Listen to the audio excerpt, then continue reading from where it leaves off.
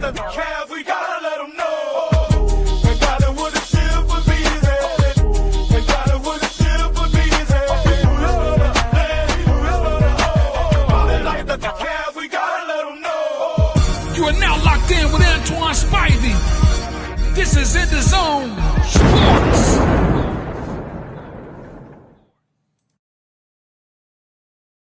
Yo, what's going on? Happy Wednesday. Welcome to this episode of EnDaZone Sports. I'm your host, Spivey. We got a lot to talk about today. We have normal NBA talk, NFL talk. We're going to talk about these Packers, man, who really showed who they are this past Monday night against the Philadelphia Eagles. We're going to talk about the Giants firing Brian Dable. We're going to talk about these Cavs, man, what's going on. They got a game tonight. No Donovan Mitchell, no Evan Mobley, no Darius Garland, who else? The whole team, basically. But with that said, man, we're going to get it started. But before we get going on, make sure y'all hit that subscribe button on the YouTube channel and keep watching the Divas Spivey Media Network. Appreciate all the support. With that being said, let's go. Again, this past Monday night, a very low-scoring Monday night game between the Philadelphia Eagles and the Green Bay Packers. The final score was 10-7. Philadelphia almost cost themselves that game by not punting the football on 4th and 6, instead going for it. And the defense somehow, some way came up with a stop and stopped the Green Bay Packers for winning that game. And the final score again was 10-7. But what I want to talk about is this. Coming into the season, it was a lot of talk about Green Bay being one of the teams that was Super Bowl bound. They expected more from Jordan Love this season. Josh Jacobs coming off a big year last year, trying to repeat that this year. And things for Green Bay ain't looking too Green Bay-ish, per se. They went out and traded for Michael Parsons, and the hype just got even more big, even more greater for them. And they're now sitting at 5-3-1. So my question to you all, and make sure y'all chime in with the comments. I'm going to definitely get back with y'all on them comments. So my question to y'all is the Green Bay Packers serious contenders or pretenders after watching that game Monday? And my whole aspect of it is, I'm not going to call them pretenders. I'm not. They are still a good team. It's a couple of knick-knack things here and there. I ain't going to say little things. Actually big things, starting with Jordan Love. I'm going to touch on him in a hot second. But it's not like, they had a big loss a horrible loss against the Panthers last week. Then lost again this week. They are contenders because of their defense. I'm going to give them that. But offensively, they got to get it together. Jordan Love, I was expecting more from him this year. I don't know if it's Matt LaFleur, the play calling, or if it's Jordan Love play. But if Green Bay does have a weakness that can prevent them from going to a Super Bowl, possibly winning the Super Bowl, it's the player Jordan Love. Like, I haven't seen the game this year, and if it happened, please correct me. But I haven't seen a game yet this year where Jordan Love was, he wowed me. Okay, that's what I'm looking for, Jordan Love. That's what I've been, waiting to see from you since last year. And remember, this is Jordan Love who's coming off taking over from Aaron Rodgers, the heir apparent to Aaron Rodgers.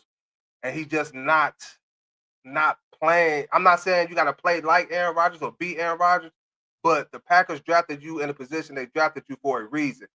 They got rid of Aaron Rodgers. They let Aaron Rodgers go, traded on free agency, whatever it is you want to call it, to plug you in there to be the future of the Green Bay Packers at the quarterback position, and you're just not living up to them expectations.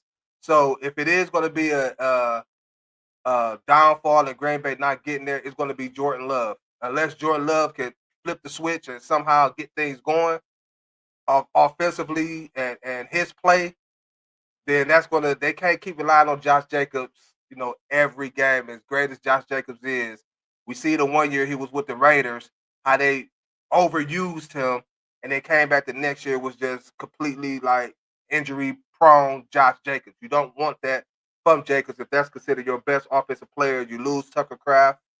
That's big for their offense. But I like Musgrave. I like Musgrave. He's not Kraft, but I like Musgrave. Romeo Dobbs. You got Christian Watson coming back. You got Matthew Golden, even though he's hurt. So you got some talent around you at the wide receiver position. I wish I could say that the Browns. That's a different story for a different day. But you got to utilize it, Jordan Love. Now, again, I don't know if it's the coaching, the play calling. I don't know, but you got to get it together, Jordan Love. I need to see that Jordan Love that I was expecting to see coming into this season, and we just not getting it. So that'll be the downfall for the Packers. Is Jordan Love? What up, JD? What up, Dave? It was terrible. Yeah, it was offensively. It was terrible. I just touched on the Green Bay side of the ball. Now I'm gonna talk about the Philadelphia Eagles. Their downfall, somewhat the same thing as Green Bay. It's going to be offensively. I'm still waiting to see the breakout game from Saquon Barkley that we seen last year. We haven't got that yet. I don't know. I can't make up an excuse. I can't lie. I can't do nothing for the life of me to explain why the passing game is looking the way it's looking, except for Devontae Smith. It seems like he, out of all the pass threats, he's the guy right now. And then maybe Dallas Goedert. Don't know what's going on with AJ Brown. Don't know how the relationship is with AJ Brown and the Philadelphia Eagles. If you're not going to utilize your best player offensively, wide receiver wise, not to say best player, they still have Saquon Barkley there, but still, if you're not going to utilize him correctly. But AJ Brown, if you're not going to utilize him for what you got him for, you should have got rid of him at the trade deadline. You should have just, traded him, sent him off if you're not going to use him, but in spurts of the season, a game here, and it'd be 3 or 4 games where it's an AJ Brown no sighting. And then you would see a sighting from him, and then they go another 3 games where you don't get nothing from him. Again, I don't know what the deal is with him and Jalen Hurts, him and the coaching staff. I don't know, but AJ Brown has to be involved in this Philadelphia offense if they're going to succeed and if they're going to get back to the big game as they did last year. You got to get AJ Brown into it. If you don't get him into it, you have no chance in hell. Philly's just coasting by. I agree. And if you look at it, it's a couple of games that the game against the Rams came out to a blocked field goal. If they didn't get that, they was losing that game. They did lose to the Denver Broncos. They had a lot of close games this season. A lot of close games. So I agree with you, Dave. They are just coasting. And you can't coast in the NFL all season. It's going to come a point in time where you're going to run into that team, and that team is going to smack you, humble you, bring you back to reality, make you rethink some things. I don't know, but you're right. The Philadelphia Eagles are just coasting right now. And the longer and the deeper we get into the season, it's not going to be too many games that they could just coast by and thinking this year is going to get them back to the big dance. It's impossible. It's the OC. Mm. If I'm hearing that, and if it is the OC, maybe it's time for Nick Sirianni to take over play calling. I don't know. We seen what happened the last time they made a coordinator change. It didn't go so well, so I don't know if they just riding this ship out until the end of the season to make a change. But they have to do something. Defensively, they're very talented on the defensive side of the football. They're talented on the offensive side of the football, but they got to figure this out offensively. I'm not worried about their defense as much as their offense, but they got to figure this out offensively if they want to be successful and get back to that big dance. Definitely OC Dave. LOL. It starts somewhere, and if it's gonna start somewhere, let it start with the offensive head coach, then offensive coordinator.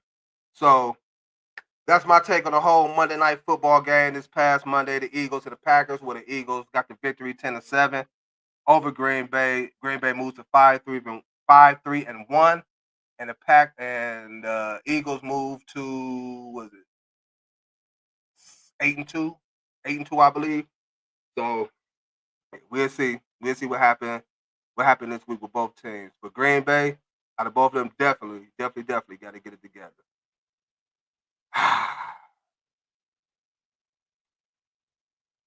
When I breathe hard like that, you must know I'm about to talk about these Cleveland Browns.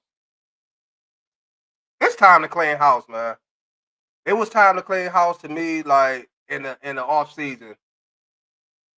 It's looking like the whole Myles Garrett re-signing is coming back to smack him. You should have traded him, got some type of pieces for him if we gonna be in this so-called rebuild mode.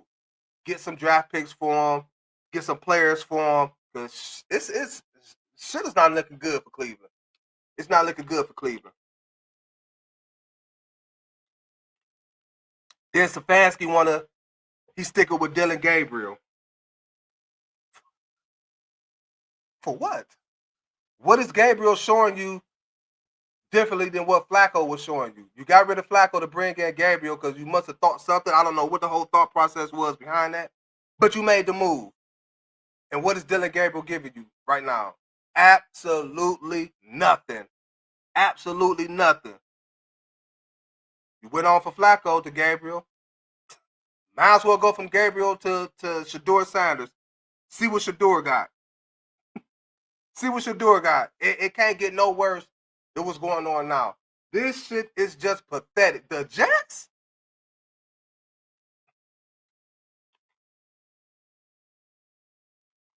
The Jets?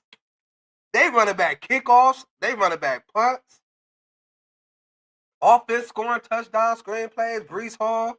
Offensively, we can't throw the ball past 15 yards. Gabriel,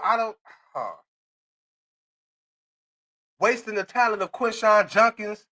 When teams see the Browns on the schedule, they're not preparing, they're not prepping to stop Dylan Gabriel. They're not worried about Dylan freaking Gabriel. They're planning to stop Quinshawn Junkins. And if that's all they got to do, things is going to get even more dimmer for the Cleveland Browns. This shit is atrocious. It's just atrocious. I mean, I'm lost for words. I'm like Jay-Z. What more can I say? What more can I say? Peacock shaking my head. Yeah, that's all we can do. You know, I said 2 weeks ago, it felt so good not to have to report nothing about the Cleveland Browns. We had a bye week, so the fans won, and we come back the next week back on this losing streak. I don't know. Hold on. Hey, what's yes? The game was boring. What game you talking about that was boring? Let me know. What game you was talking about? The Philly game? Because I see you got your next comment was talking about Jalen Hurts or the Browns game. Inquiring minds want to know. Please let me know. Because both of them was boring. Jalen Hurts is not an elite passer. I think what Jalen Hurts is, Jalen Hurts just want to win football games, no matter how he win it. He don't have to go out here and throw for 200, 300 yards, but he's capable of doing it. We saw Jalen Hurts do it. Now again, I don't know why he's not doing it, but some say he is, some say he ain't. I don't know. Browns never win the bye week.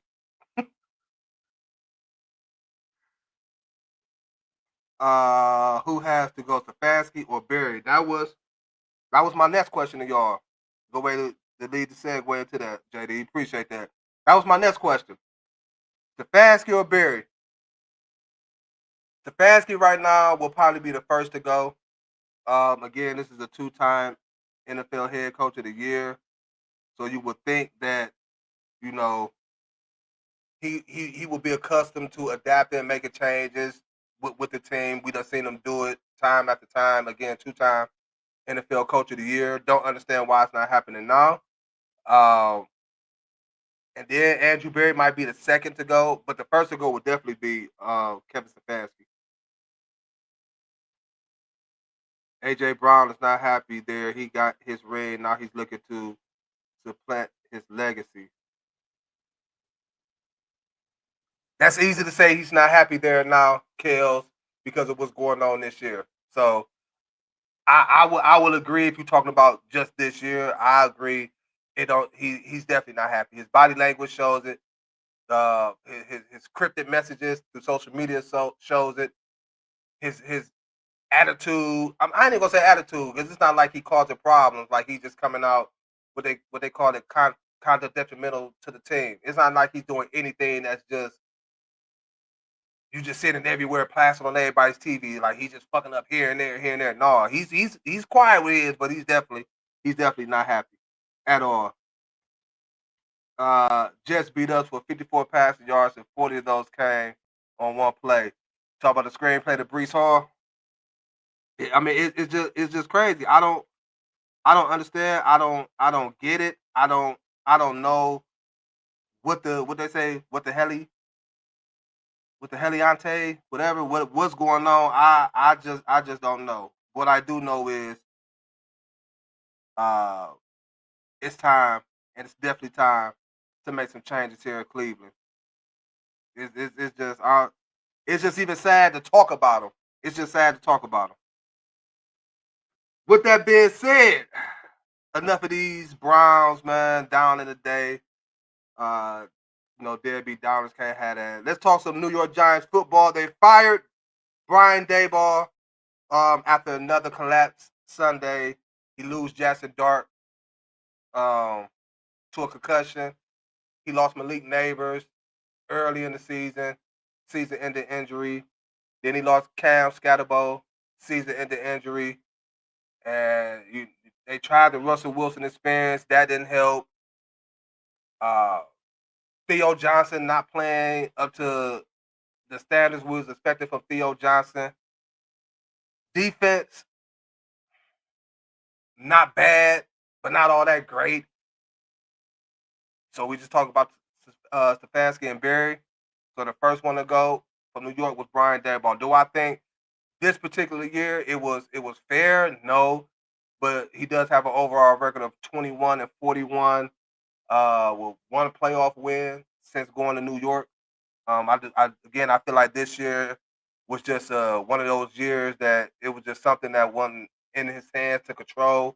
You can't control injuries. You can't dictate when injuries going to happen. You can't stop injuries from happening.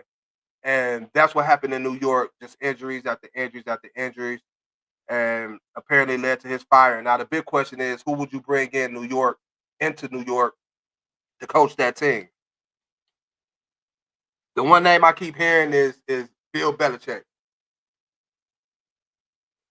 Listen, man, I'm so tired of when things don't go right with organizations, whether it's the Browns, whether it's the Giants, whether it's whomever. People want to bring back these old cats, man, cats that done did it before.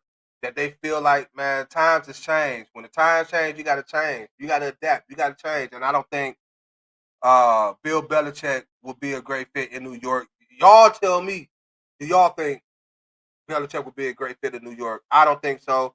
I think his time has come. His time is gone.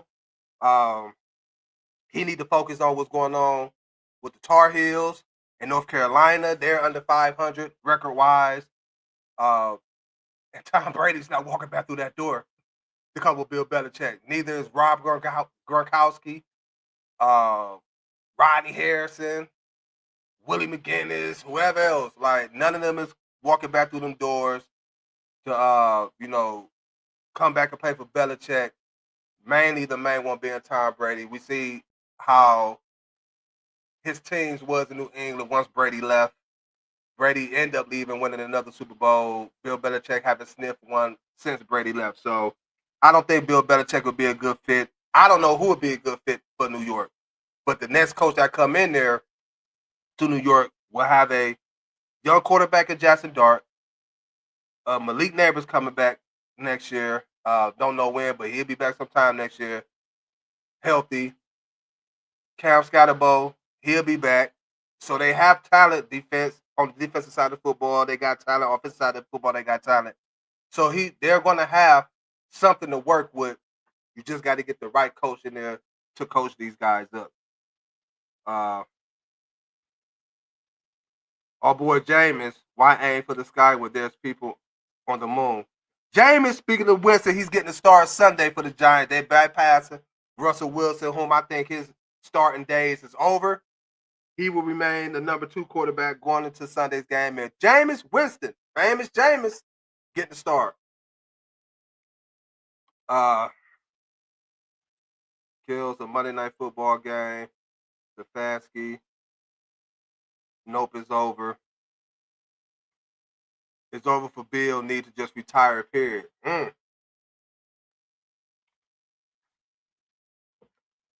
Not mad at that statement. Not mad at that statement, but, some people, they just love the game, and Bill, one of those ones that just love the game. But nevertheless, the Giants fired Brian Daboll. We'll be on the move looking for a new head coach this offseason. Whom would that coach be? I just don't know, but I'm going to find out. Just when you all find out, and we're definitely going to be talking about it. Keeping it in the NFL, Joe Burrow is near a return for the Cincinnati Bengals. And I know fans got to be happy, got to be a sigh of relief in Cincinnati. Although, your boy Flacco went over there and he put up yards, put up numbers, but they wasn't resulting in wins.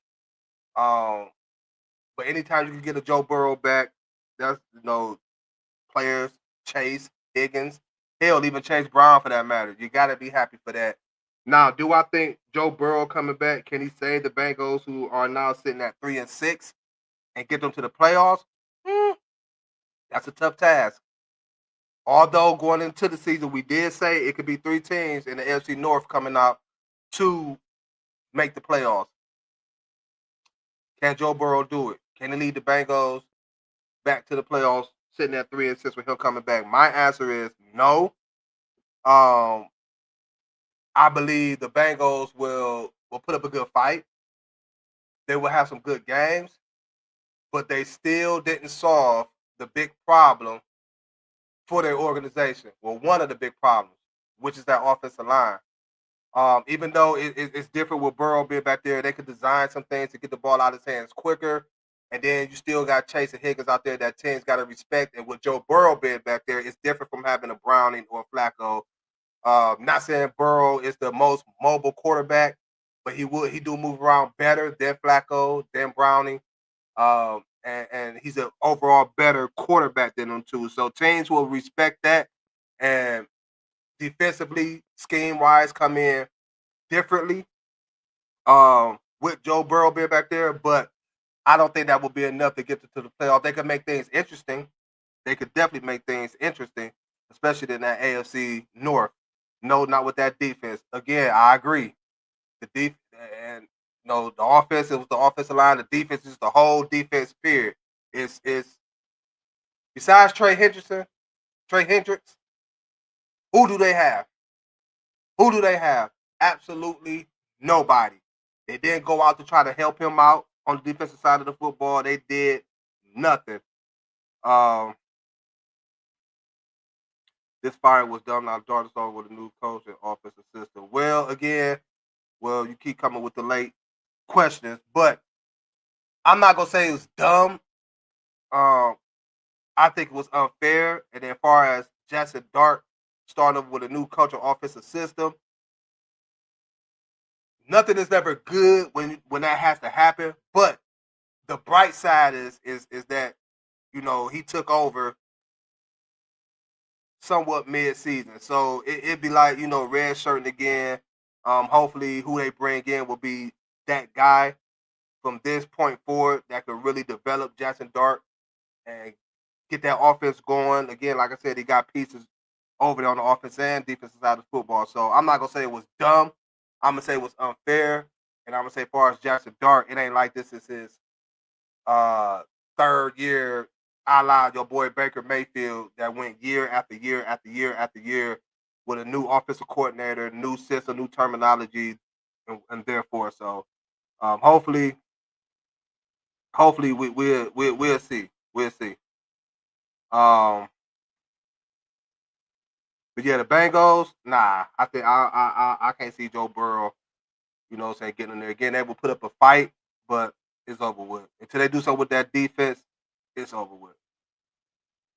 On to a team that's uh, still sitting 6-3, but been having a couple of shaky past weeks in the NFL, which is the Buffalo Bills. We all know the Bills is going to be one of those teams in the AFC that's always going to be talked about being there, playoff time, playing for a Super Bowl, trying to get to the Super Bowl, AFC Championship. But are they putting too much on Josh Allen to get to the bowl and ultimately bring something to Buffalo that they never have gotten, which is the Super Bowl? And the reason why I say that is you look at some of the other teams in the AFC, the teams that we always compare Buffalo to, and what they have. Let's start with the Chiefs. Of course, Patrick Mahomes, probably the best quarterback in the NFL right now.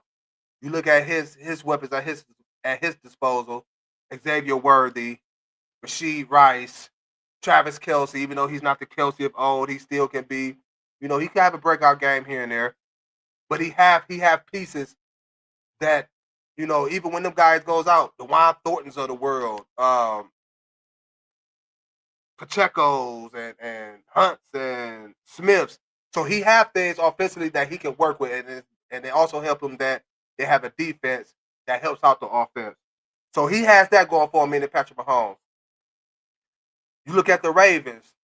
Even though he's on the down year, he's not running to how we're accustomed to see him running. You still got to respect the fact Derrick Henry's in that backfield. Mark Andrews, you got to respect the fact he still can do what he did. He showed you last week was scoring 2 touchdowns, and Lamar Jackson's return to the field after missing a whole month. You got Zay Flowers. I like Isaiah Likely.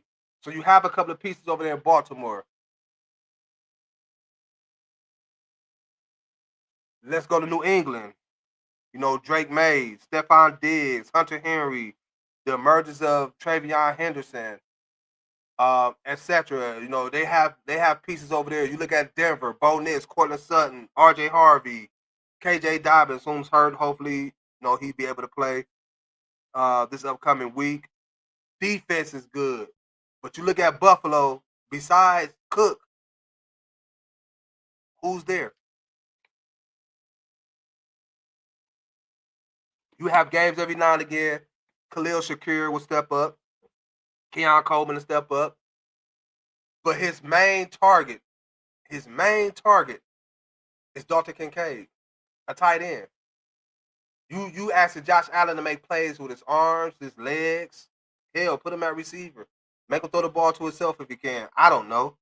But I think Buffalo is putting too much on Josh Allen and not giving him enough on a consistent basis year after year to put him in position to where not just in the regular season, but in the playoffs, you could beat him Mahomes. You see what Tyler can do. Joe Burrow, a couple of years ago, beat Mahomes in the AFC Championship to go on to the Super Bowl. Cincinnati defense was a little better there, but they had pieces on the offense that it just wasn't on Joe Burrow like it is on Josh Allen. So even at 6-3, I feel like Buffalo need to find ways to get other players involved, make life easy for Josh Allen. Don't put too much on his shoulder and on his back. I get it. The man can handle it. He's a hell of a quarterback. But this is football. You got to get a man something. You got to give him something. They're not giving Josh Allen the weapons like LeBron or the 08-09 Cavs. I agree. He's not getting the weapons at all. At all. Excuse me. He's not getting the weapons at all. And the more he don't get the weapons, the more Buffalo's going to continue to be that good of a regular season team like the Indianapolis Colts was years ago till they finally got to the Super Bowl and won it against the Bears, I believe. That's going to be Josh Allen. Regular season, running through it. Playoff time, when the games get harder, the teams get harder, quarterback play get better on the opposite side, he don't have enough to get past the big teams that he need to get past. Excuse me. We got some breaking news from Major League Baseball. Tarek Skubal, as expected, won the American League Cy Young Award for the second consecutive season, and also Guardians skipper Vogt winning Manager of the Year for the second straight year after leading the Guardians back to the playoffs after being down 15 and a half games in the regular season to win the division. But get back to Josh Allen, Buffalo, get the man some help, and maybe then y'all can seek a place that y'all haven't seen in a while and win something y'all franchise have never won, the organization never won, which is the Super Bowl. He's already thrown the ball to himself for a team this season. You're right. He did. He did. You're absolutely right. So there it is. He played receiver, quarterback, and running back. You're absolutely right, Dave. You're absolutely right.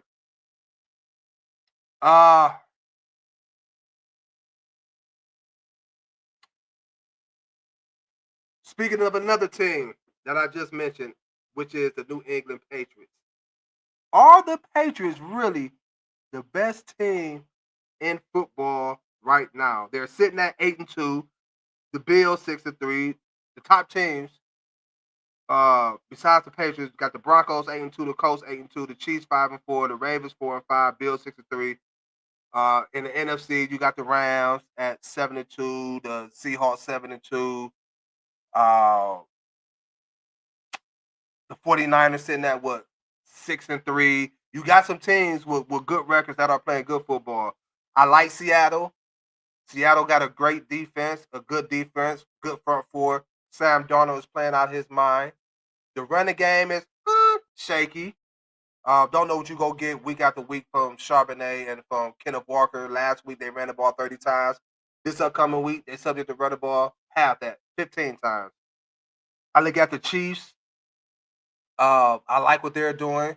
They're getting better. Again, they're getting pieces back. They're now 5-4 after starting off the season. 2-3, I believe.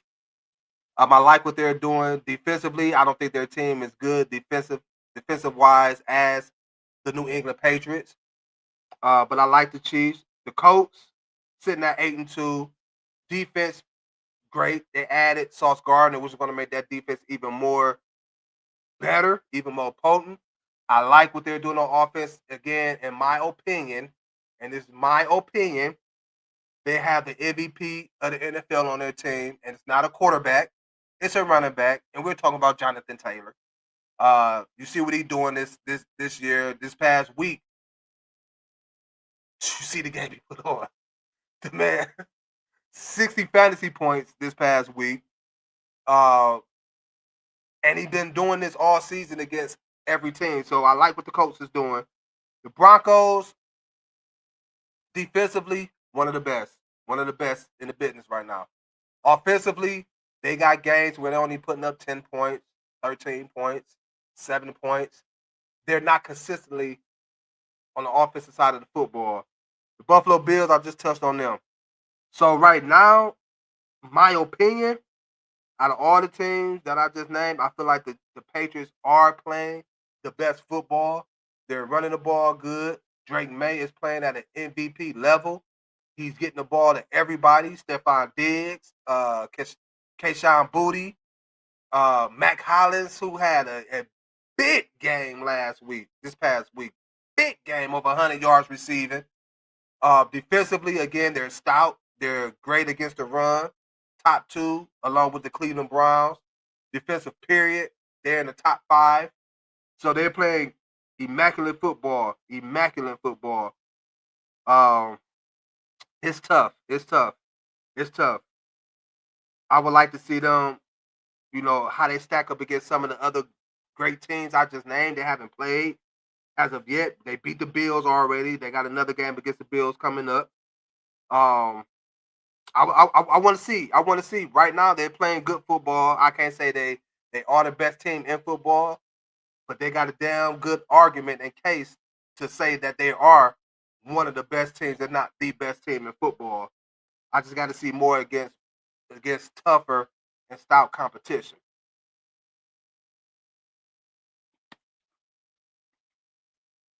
But yeah, The New England Patriots is definitely up there. Can't be mad.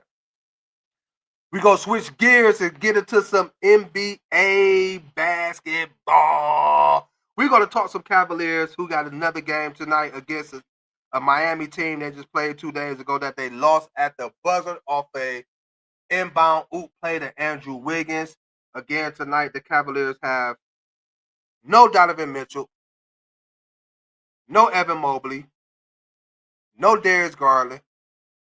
DeAndre Hunter gonna be the man tonight. Hopefully he can put up 20 plus, 25 plus, and we could get a dub and get our revenge on the Miami Heat, and even this series at 1-1. But again, I said every Cavs segment, I'm gonna keep saying it until it change. We gotta fix our defensive problems. We got to. I get it. The game is changing. The game is now where they want to see more offense than defense. I get it. But damn it, you can still play some type of defense. You can still play some type of freaking defense. We got the reigning defensive player of the year on our squad. Why ain't we playing like it? Why ain't we playing like it? Cavs defense looks suspect for real. You damn right they look suspect. They looked suspect last year. I was preaching the same thing.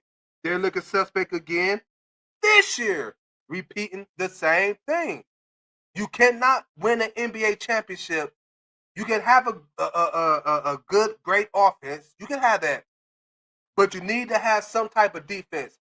OKC last year, top defensive team in the league. They showed it. They proved it.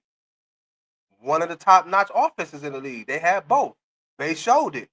They proved it. And the results, NBA championship. You got to have some form of defense to win in this league to complement your offense. And right now, our defense is shitty. Horrible. Horrible. Again, with the reigning defensive player of the year and Evan Mobley on the squad. We got to get it together. We got to get it together.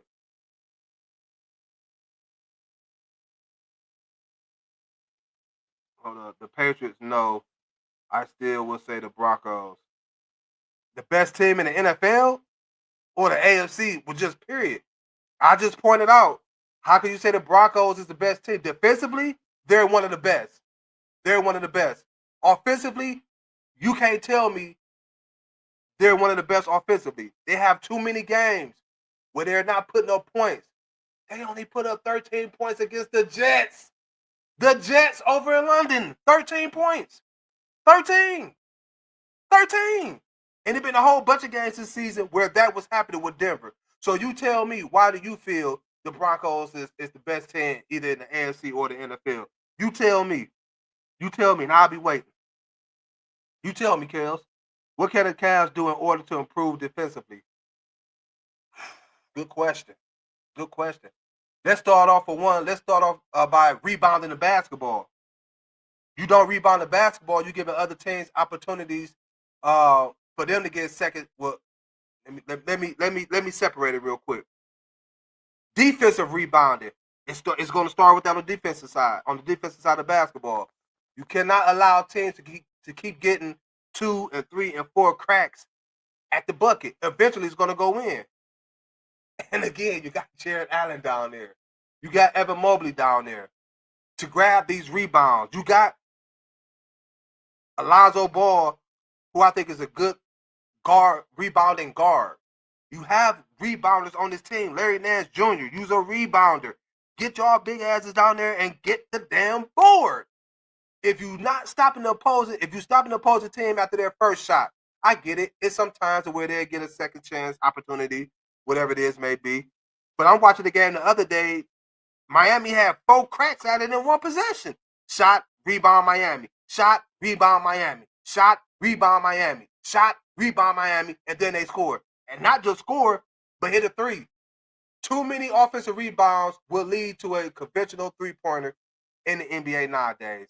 So to start defensively, we got to rebound the ball. We got to rebound the ball. We got to close out on opposing teams' 3-point shots. We get it. We get it. This is the stage in the NBA to where it's all about the 3-point shot. Thank you, Steph Curry. Klay Thompson. Add Kevin Durant in there when you get over there. Just the whole Warriors organization period. Thank you for changing the game to nothing but 3-point shots now. You got to close out on 3-point shots. Again, you don't close out on them. The way the league is set up nowadays, teams are going to hit them buckets. They're going to hit them.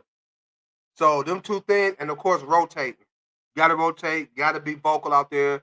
You got to talk to your teammates when switches is coming. It's a lot of things. But to start, answer your question, JD, excuse me, to start, you got to rebound the basketball, defensive boards, and you got to stop threes, transition threes at that.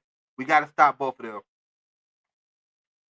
They will get the offense together after the bye week. Sean Payton will give Bo Nix a good game plan, and they have the best defense. Kels, I'm not trying to hear that. Not trying to hear that. I'm tired of you and this, what teams go do after a bye week. I'm tired of hearing from you what teams going to do 100 games into the season that they ain't did all season, and you still want to stick to that. Okay, I'm going to let you stick to that. For your sake, I hope they do get it together. Do I think Denver's offense is going to snap and start putting up 25, 30 points or whatever this may be? No. No, no, no, I do not think so. If they do, I have no problem coming on here saying I was wrong. But you're going to stop that. Every damn time is always, oh, they're going to get it together. They're in a slump. They're going to snap out. They're going to do this. And it be damn near the season over with. And you've been saying this all season. But for your case, I hope so. For your case, I hope so. Do you think they miss Isaac Okoro? You talk about the Cavs? No. Kills, it's been 10 weeks and the Broncos still ain't scoring. Gonna have problems when the playoffs come. I'm with you, JD. I'm with you. It could be a 15, it could be an 11-game season, and Kels will sit up here and say, oh, they're going to get it together. Dog, they got one more week. When? When are they going to get it together? Quit saying they're going to do this and let me see it happen. Let me see it happen. Oh, but then again, for y'all that don't know, the reason why he's saying that is he got Bo Nix and Cortland Sutton on fantasy. So that's what he's praying for, folks. That's what he's praying for. But I don't see it happening. But Cleveland got to get it together, dog. Got to get it together. Let's start tonight by getting this dub against the Miami Heat to even up this series at 1-1. Let's play a better defensive game. Again, I know our big guns ain't playing. It's time for the young guns to show up and show what they can do. Let's talk some Lakers basketball. The Lakers are playing good ball right now. They got a big game tonight against the OKC Thunder, the defending champions. But the Lakers are looking good, and they got help on the way coming soon. And LeBron James, he's practicing with their G League affiliated team, getting himself together. Then he'll be up with the big boys to practice. But my thing and my question to you all is this: how much will Bron's coming back, Bron's return, affect the Lakers? What can we expect from the Lakers with LeBron James coming back? Now, if you know me, you know I'm a LeBron James fan. I ride for LeBron. You know, I got his back. But I'm gonna say this. With the way the Lakers are playing now, Bron, I get it, you're a Bron. I get it. You're the GOAT. I get it.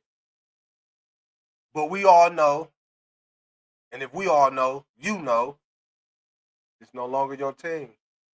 It's no longer your team. And that's okay. That's okay. Hand the keys off to Luka. Hand it off to Luka. You know, that was a plan anyway. It's okay. But if this team want to continue to win and play the way they are playing and playing good, Bron, you're gonna have to let Austin Reeves continue doing what he's doing. You gotta let Luka continue doing what he's doing. I'm not worried about Luka. I know Luka gonna do him. but it's Austin Reeves the one I'm gonna worry about just a tad bit. I don't want Brian coming back and taking away from that, disturbing the flow of this team's offense, defense, the way they're playing, the way JJ Redick got them playing. Brian, you can come in.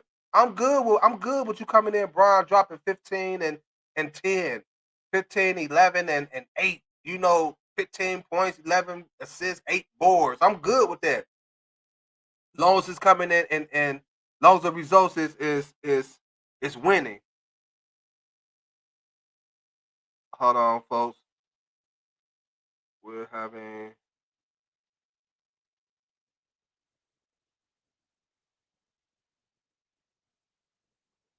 let you know. So please check Facebook to ensure.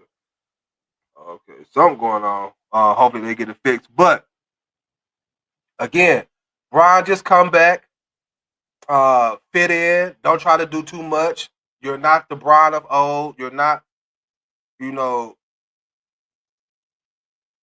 young LeBron. Just come in, fit in, continue to let the Lakers play the way they playing, and you just add your little extra seasoning on it, and you good. And the Lakers will be good.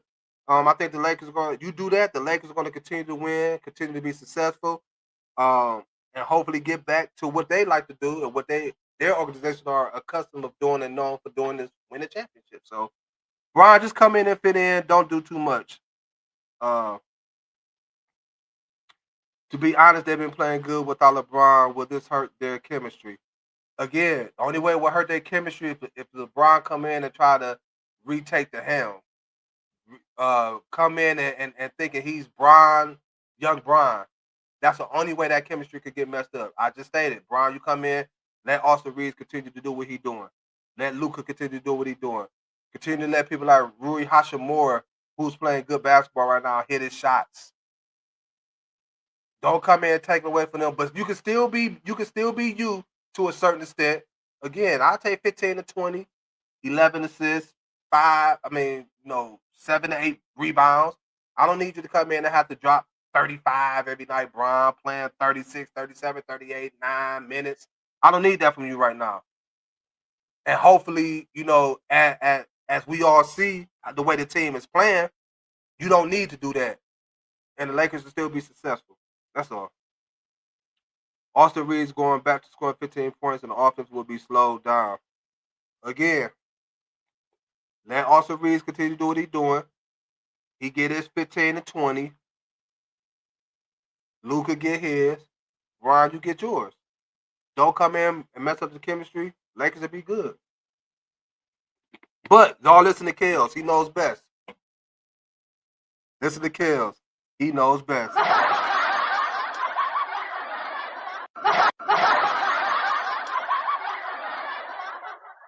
I think so too, Kels. Only time will tell. You think so far as Austin Reeves going back to score 15? Again, I can see Austin Reeves dropping 15 to 20, still get his assist. Like I said, as long as Brian don't come in and mess up the chemistry, they will be fine. Also, in some NBA news, the Dallas Mavericks have fired Nico Harris. Fans been calling for this dude's neck since last year, man. Since he done traded. Listen at this. It's weird to say. Since he done traded Luka, the Don Doncic to the Lakers for Anthony Davis, some draft picks, Max Christie, they still chatting fire. And now with the Dallas Mavericks starting off the way they are, 3-9, something like that. 3-6, 3-7, whatever they is. But keep in mind, no AD, no Kyrie. You got D'Lo running your point. You got Cooper Flag, the rookie. Again, the rookie. He need those veteran guys out there, to open his game up and to keep him comfortable out there. You don't want to put too much on the rookie. You already got him starting that point. That's enough right there, especially to be the height that you is. But when you're as skilled as him, you can do that. So They need to look at Jason Kidd too, not just Nico. You got to look at Jason Kidd.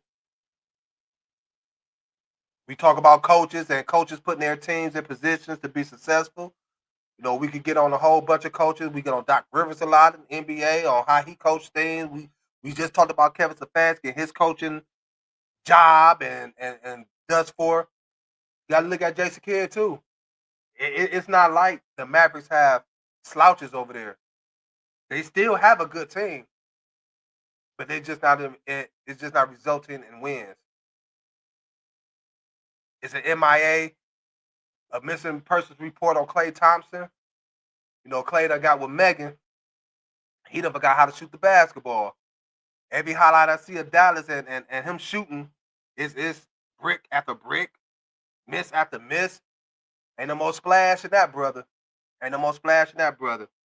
But yeah, Nico fired in Dallas. I also want to touch on another situation in the NBA, which I'm starting to get real irritated, real tired of hearing about it, reading about it, seeing about it, whatever it is you want to call it. This whole NBA All-Star Game format, now it's another format they want to do where it's going to be 3 teams, 2 American teams, 1 international team, 3 rounds, 8 players, I believe, drafted per team. All of this to try to keep the NBA All-Star Game interesting. I get it, y'all keep trying, but it got to be something else that could be done to get these players to play. Some type of punishment, some type of, I don't know.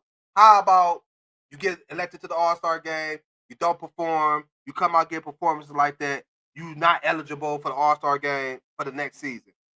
It's something you have to come up with, because All-Star Weekend is just like, it's whack now to me. I mean, the All-Star Game itself is nothing but a 3-point shootout, 3-point contest. You get that on NBA All-Star Saturday. You get teams just sitting around letting people dunk the ball all game. It don't get serious until what the last couple of minutes, you know. And the thing, these teams is out there playing for something now, if I'm not mistaken, like charity or whatever it is they're doing, and they still not giving efforts. Well, how about the format is too confusing? It's definitely confusing. Well, how about just get rid of the whole damn All-Star Game, period? I don't know, man. It's just, I can't watch the Pro Bowl no more. I can't watch the NBA All-Star Game no more. The dunk contest ain't what it is no more. The best part of the All-Star Weekend to me is the celebrity game because it's more funny. You like it's funny to me. It's entertainment, you know, and I guess that's what the league is looking for, entertainment. You're finding it. But this whole All-Star thing, man, it gotta go. They gotta figure out something. And I don't know what it is, because it's like year after year, they're trying. Year after year, they're coming up with new ways to try to better the game. Excuse me, I'm trying to get my cord untangled here. Ways of bettering the game is just not helping. I don't know.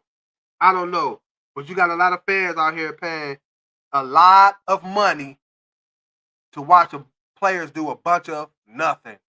I hope they could get it together.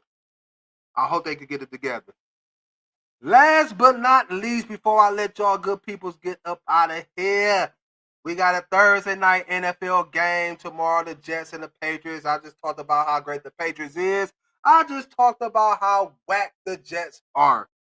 I just want to see a good Thursday night football game. The Thursday games, I already don't like Thursday games for my own reason. You know, because of fantasy purpose. It's like my fantasy squads don't never play good on Thursday anyway. So I really don't. I'm already against Thursday games just for that alone. On the joke side, just for that alone. But the games this year have not been entertaining to me. It hasn't. And I don't think this is going to be a game that's going to be an entertaining game as well. The Patriots is not the Browns, Jets. You lose two of your best defensive players at the trade deadline. You're going up against a team that's a hot team right now. Defensively, they playing great. Offensively, they playing good. I won't be surprised if we see a blowout this game. But every time I say that, the games end up close. It's a tricky game. Thursdays are tricky games. Or you never know what you're going to get. Never know what you're going to get. I expect for Drake May to look good.